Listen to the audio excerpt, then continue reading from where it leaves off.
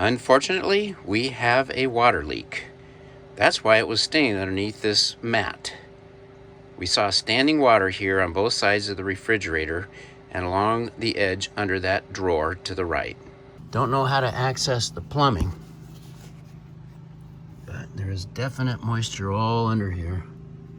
Where is it coming from? And over here too. Looks pretty dirty under there, but I can't obviously see the plumbing. We'll have to remove the refrigerator to get a thorough inspection.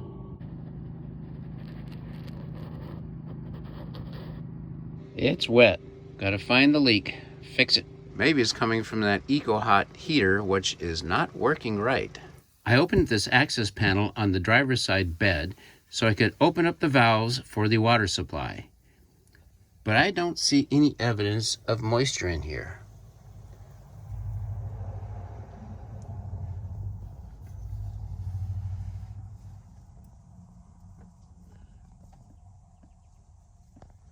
I believe that the water leak is coming from inside where the refrigerator is located. Probably from the sink water supply and or drain. I don't see any moisture, I don't think, near the bottom. So at this point, I think the option is to pull out the refrigerator and see what's going on beneath the sink. Time to empty the gray and black water tanks for the first time.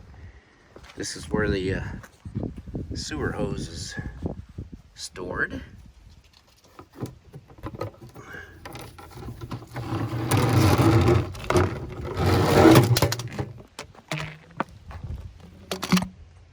But it doesn't have the in connection to put it down the drain. It's just an extension, and there are no other parts. So we cannot drain these tanks without getting the right parts. There is some overspray of red paint here all along the entire front end lower section. So I think there must have been some kind of accident or damage here. I'll have to ask the dealer what exactly happened.